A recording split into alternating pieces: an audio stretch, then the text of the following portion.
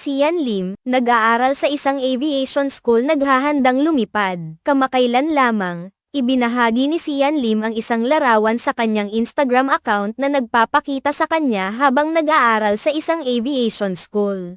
Ipinakita niya ang kanyang bagong hakbang sa kanyang karera sa pamamagitan ng pag-enroll sa Top Flight Academy, isang kilalang paaralan sa aviation na matatagpuan sa Pasay, Metro Manila. Sa isang larawan na kanyang ibinahagi, makikita si Sian kasama ang dalawa niyang instructor na mga piloto na nakatayo sa likuran at nakangiti. Sa kanyang caption, ipinahayag niya ang kanyang pagmamalaki sa mga kamakailan lamang na natapos na klase, na tinawag niyang solid. Ipinakita nito ang kanyang dedikasyon sa kanyang pag-aaral at ang kasiyahan na dulot ng bagong karanasang ito. Sa isa pang larawan, makikita si Sian na nag-aaral ng mapa habang ang isa sa kanyang mga instructor ay nakatingin sa kanya. Ang mga larawan na ito ay hindi lamang naglalarawan ng kanyang mga aktibidad sa paaralan kundi nagbibigay din ng inspirasyon sa kanyang mga tagahanga na huwag matakot sa pagsubok ng mga bagong bagay. Ipinapakita nito na kahit sa kabila ng kanyang tagumpay sa industriya ng entertainment, hindi siya nag-atubiling pumasok sa ibang larangan at matuto. Ang desisyon ni Sian na pumasok sa aviation school ay hindi may kakaila na isang malaking hakbang para sa kanya. Isang tanda ito ng kanyang pagnanais na lumago hindi lamang bilang isang artista kundi bilang isang individual.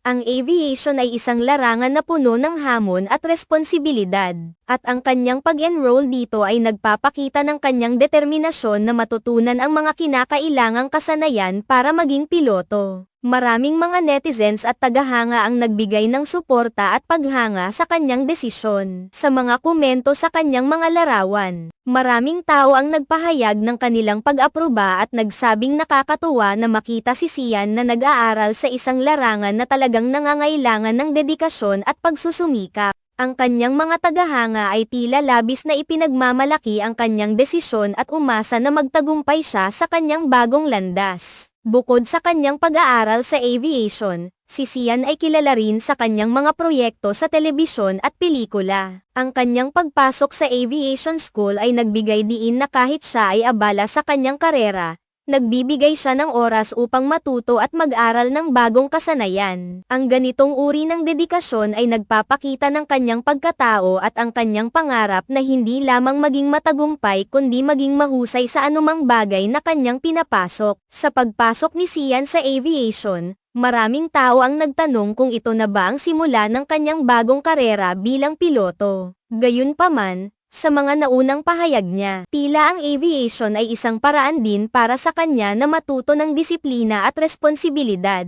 Ang mga kakayahang ito ay tiyak na makakatulong sa kanyang patuloy na pag-unlad sa industriya ng entertainment. Hindi may kakaila na ang kanyang karanasan sa aviation school ay magiging mahalaga sa kanyang personal na pag-unlad. Ang mga leksyon na kanyang natutunan mula sa mga instructor at sa kanyang mga kaklase ay hindi lamang magiging kapaki-pakinabang sa kanyang magiging karera kundi pati na rin sa kanyang buhay. Ang kanyang mga karanasan ay maaring magbigay ng inspirasyon sa iba na sumubok ng mga bagong bagay at huwag matakot na sundan ang kanilang mga pangarap. Sa kabuuan, ang mga ibinahaging larawan at kwento ni Sian Lim sa kanyang Instagram ay hindi lamang basta mga post. Ito ay isang patunay ng kanyang determinasyon at dedikasyon sa pag-aaral at pag-unlad. Sa kabila ng kanyang mga nakamit sa industriya ng entertainment, patuloy siyang nag-aaral at humuhubog ng kanyang sarili upang maging mas mahusay sa anumang larangan na kanyang pinapasok. Ang kanyang kwento ay nagbibigay inspirasyon sa marami na magpatuloy sa pagtahak sa kanilang mga pangarap at huwag matakot sa mga hamon na darating.